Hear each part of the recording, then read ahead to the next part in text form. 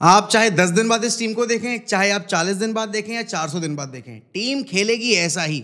कल रात में जीत जरूर गए, लेकिन जिस तरीके से जीते हैं ना, वो किसी भी तौर पे कन्विंसिंग विक्ट्री के तौर पे आप नहीं रख सकते। अब उसका पता है मेन रीजन क्या है कि यहाँ पर यूनाइटेड के प्लेयर्स में वो जीतने की भूख है ही नहीं।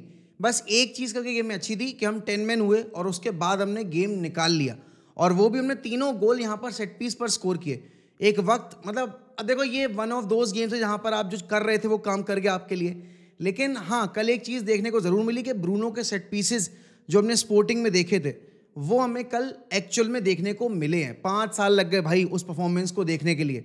अब ब्रूनो फर्नांडिस मेरे लिए कल was the performer of the match, because अगर आप बाकी प्लेयर्स की बात करोगे, nobody was playing well. Dorgu reckless है भाई, बहुत रेकलेस है, और मैं उसको ब्लेम नहीं कर रहा। वो बहुत यंग है, उसके लिए बहुत चीज़ें नई हैं, तो उसके लिए आसान नहीं है यहाँ पर इतने इंटेंस माहौल में, और वो भी इतनी अंडर प्रेशर जब टीम है, परफॉर्मेंसेस नहीं आ रही, विक्ट्री नहीं आ रही है, तो अपनी ए लेवल गेम को पुटअप करना। और दूसरी चीज़ ये भी है, कल की विक्ट्री ने यहाँ पर रूबन एमरिम के ऊपर जो प्रेशर बिल्ड हो रहा था, उससे थोड़ा बहुत रिलीफ ज़रूर दिया होगा। अब देखो पॉइंट पता है क्या है कि यहाँ पर मैनचेस्टर यूनाइटेड इस पॉइंट ऑफ टाइम पे सर्वाइवल की लड़ाई लड़ रहा है। यहाँ पर अभी आइडेंटिटी और स्टेटस की लड़ाई है ही नहीं। This is about the survival of the fittest.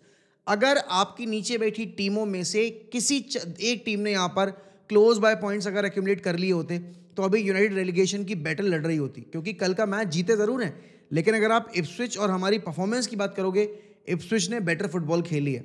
आपके गेम में ना फ्लो दिखाई देता है, आपके गेम में ना इंटेंसिटी दिखाई देती है, एंड मोस्ट इंपॉर्टेंटली आपके प्लेयर्स में यहाँ पर प्रोफेशनलिज्म नज़र नहीं आता है। आप लगातार सेम गलतियाँ कर रहे हो, आप सेकंड बॉल्स नहीं जीत रहे हो, आप सेकंड बॉल्स नहीं जीत पा रहे हो, और उसके बावजूद लॉन्ग बॉल पे खेल रहे हो। और सबसे बड़ा पता है ड्रॉबैक आपके गेम में क्या है? आपका गोलकीपर। हमने इस गधे के लिए यहाँ पर डेहिया को निकाला।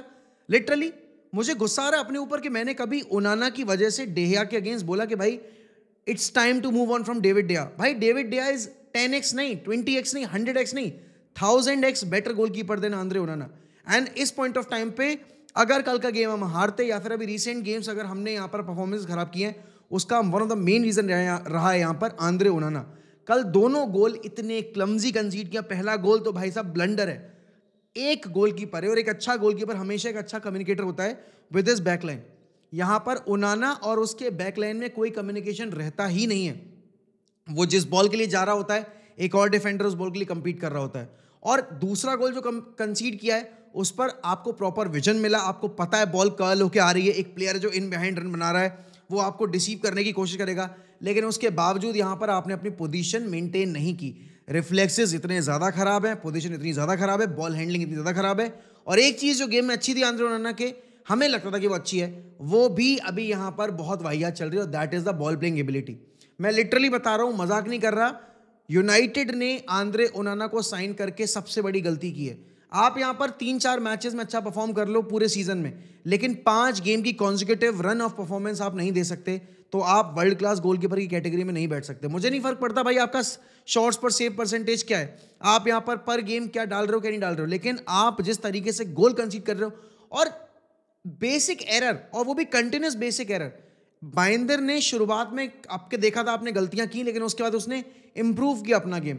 आंद्रे ओनाना को ज़रूरत से ज़्यादा यहाँ पर मौके दिए गए, और लेकिन अभी तक आंद्रे ओनाना के गेम में कोई इंप्रूवमेंट नज़र नहीं आया है। एंड रूबन एमरिम पे भी थोड़े बहुत तो सवाल उठेंगे अभी इस मैच के बाद कि भाई इतने मैचेस हो चुके हैं, लेकिन अभी तक कोई आइडेंटिटी दिखाई क्यों नहीं दे रही है। अब उसको देखो, एक तरीके से ब्रेकडाउन ऐसे भी किया जा सकता है कि भाई ये प्लेयर्स जो हैं ये खेल ही नहीं सकते उस स्टाइल ऑफ प्ले में जो रूबन एमरिम डिमांड कर रहा है अपने प्लेयर से। लेकिन उसके साथ साथ यहाँ पर रूबन एमरिम को भी अपने गेम में थोड़े बहुत चेंजेस लाने पड़ेंगे इन टर्म्स ऑफ रिजल्ट्स, क्योंकि देखो पॉइंट क्या है ना, कोई भी स्पोर्ट आप खेलोगे आपको रिजल्ट निकाल के देना ही पड़ेगा। अगर आप रिजल्ट नहीं निकाल पा रहे हो, तो कहीं ना कहीं आप यहाँ पर अपनी जॉब खतरे में डाल रहे हो, और इस पॉइंट ऑफ टाइम पे रूबन एमरिम की जॉब खतरे में है। और उसका मेन रीजन पता है क्या है? कि रिजल्ट्स ना आ पाना। अब परफॉर्मेंस आ रही है, रिजल्ट्स नहीं आ रहे, वो एक अलग बात होती है। ना तो यहाँ परफॉर्मेंस आ रही है और ना रिजल्ट्स आ रहे हैं, तो दोनों में से कोई एक चीज़ चाहिए होगी। एंड इनियोस इस कॉस्ट कटिंग के नाम पे चिंदी चोरी कर रहा है भाई। अब सोचो यहाँ पर अगर यूरोप नहीं आया, तो रूबन एमरिम को साइनिंग्स मिलेंगी कहाँ से? और जब साइनिंग्स नहीं मिलेंगी तो टीम अच्छा परफॉर्म नहीं करेगी, बिकॉज ये प्लेयर्स जो हैं अभी टीम में वो उसके लेवल के है ही नहीं, उसके सिस्टम के बेसिक के है ही नहीं। तो किसी भी पॉइंट ऑफ टाइम पे आप यहाँ पर ये तो एग्री नहीं कर सकते कि भाई रूबन एमरिम को इस स्क्वाड के साथ मैक्सिमाइज करना पड़ेगा अपना जो गेम है, क्योंकि वो पॉसिबल ही नहीं है। अगर आप यहाँ पर इंडिविजुअल परफॉर्मेंस की बात करोगे, डेलो हैज़ बीन हॉरेंडस। मुझे डेलो की परफॉर्मेंस पर्सनली पसंद नहीं आती है।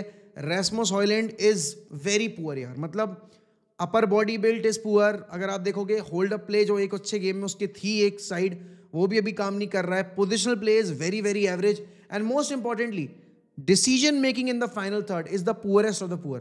क्यों मैं ये बात बोल रहा हूँ?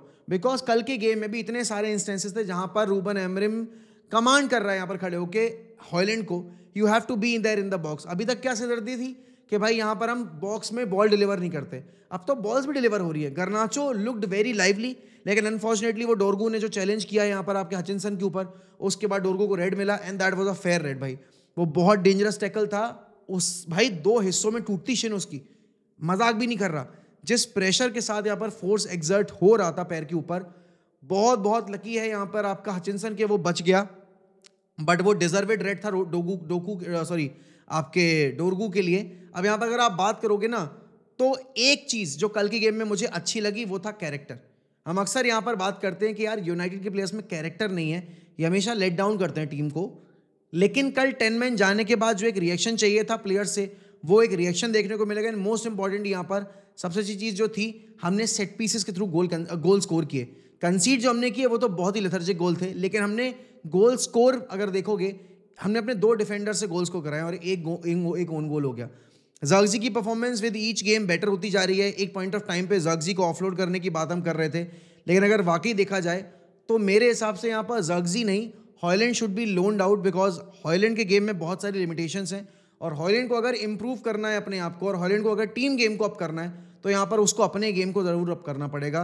और सिर्फ एक सेक्शन ऑफ गेम इंप्रूव नहीं करना है, उसको पूरा का पूरा अपना गेम इंप्रूव करना है। देखो आप पता पॉइंट क्या आ जाता है, एरिक टेन हैग ने इन्हीं प्लेयर्स का मैक्सिमाइज करने की कोशिश की, वो नहीं कर पाया, उसको अपना गेम चेंज करना पड़ा, उसको अपना स्टाइल ऑफ प्ले चेंज करना पड़ा।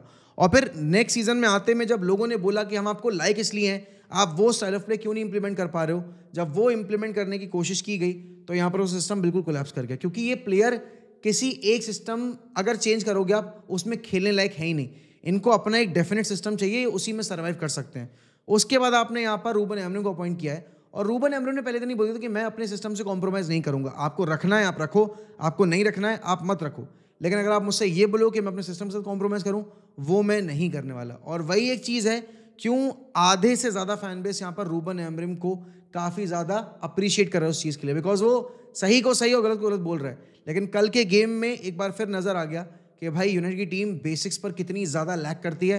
एंड मोस्ट इंपॉर्टेंटली यहाँ पर आपकी टीम यहाँ पर रेलीगेशन बैठी टीमों से भी लीस्ट मोटिवेटेड है, तो आप किसी भी तौर पर ये तो बोल ही नहीं सकते कि यहाँ पर आपकी टीम ने फुटबॉल अच्छी खेली, रिजल्ट्स अगर रेड कार्ड ना होता तो शायद और बेटर आ जाता, नहीं आता।